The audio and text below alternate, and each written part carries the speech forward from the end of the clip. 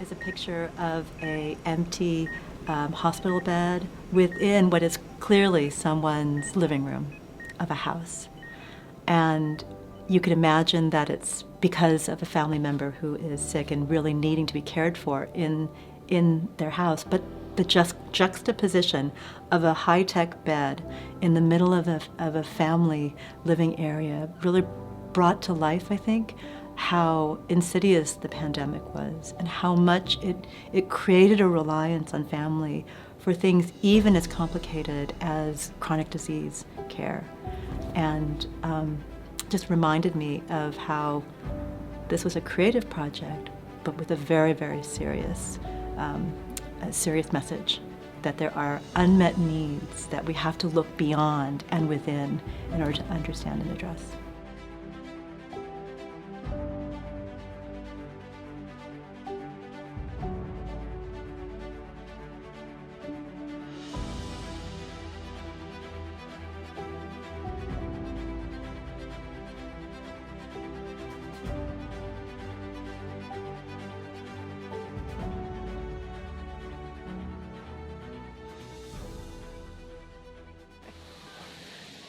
We started the Voice Project in response to COVID-19 and the racialized impact that the pandemic inspired. It was pretty clear early on, especially with the Trump administration, the way they characterized the virus as the China virus or the Kung flu, that there was this racial scapegoating of people who are Chinese or who are Asian more generally. There were reports of Asian-owned businesses being boycotted, people being harassed. So we really wanted to figure out ways to document the impact of the pandemic on Asian American and Pacific Islander communities. And there were differential impacts on Asian Americans and Pacific Islanders. Voice Research Project really started in the field of public health. It started with a study with Caroline Wang and Mary Burris to study reproductive health in Yan'an, China. And it kind of really evolved and really looked at feminist theory, empowerment. How can research turn into action? How can this motivate and empower the women?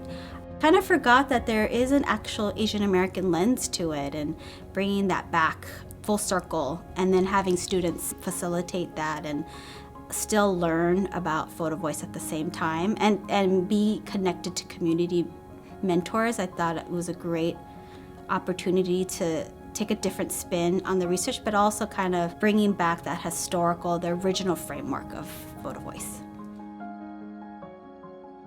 To me, what was really exciting about it is that it really presents an opportunity to democratize knowledge, to place the tools to create knowledge about a community in their hands. So I think that really kind of aligns nicely with community-centered archives. In thinking about who were the ones who were really shaping what was being created, it was the students and our community members, and we were facilitating that learning process. So instead of thinking about scholars as the lead, we were really trying to put students and community members in the lead. This is what I really loved about Photo Voice, was that it combined the visual aspect of storytelling, which is it seems very native to many of our students, right? They're growing up in a generation that uses Instagram to share knowledge. So taking the photographs is one thing, but then it's the ability to do the analyses together in a very collective manner, to have focus groups and also be mentored by our community partners to describe an image that they're capturing.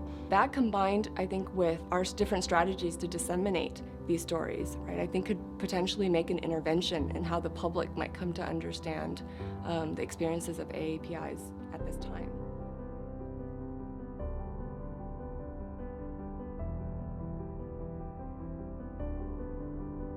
The format of Photo Voice, it's about privileging the visual, the storytelling, the affective.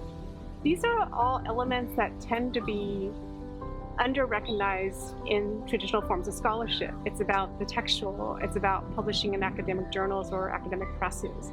And so just the format in which we created knowledge is very different. I was also saying before that the people who are authoring the scholarship, producing the scholarship, traditionally have been seen as assistants or informants as opposed to creators. So thinking about students and community collaborators. So I think those, and also the fact that we're focusing on a racialized and marginalized set of communities, Asian American Pacific Islanders, that we were trying to really foreground their experiences and voices. I think all three of these elements really upend what traditional forms of academia is about.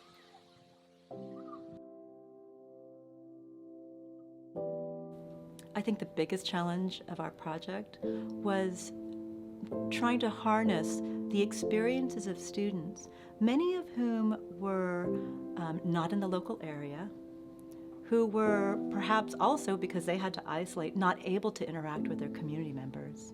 And certainly, maybe the biggest challenge, not able to interact directly, personally with all of us. And that personal, relational interaction is usually key to photo voice.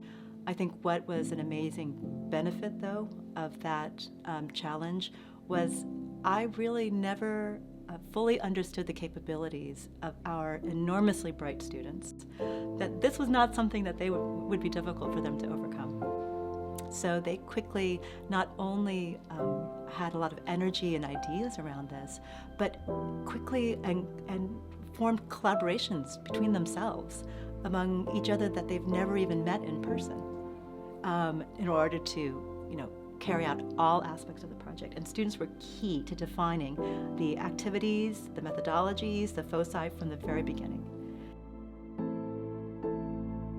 This project was deeply rewarding because it taught me that you can practice care in a remote fashion.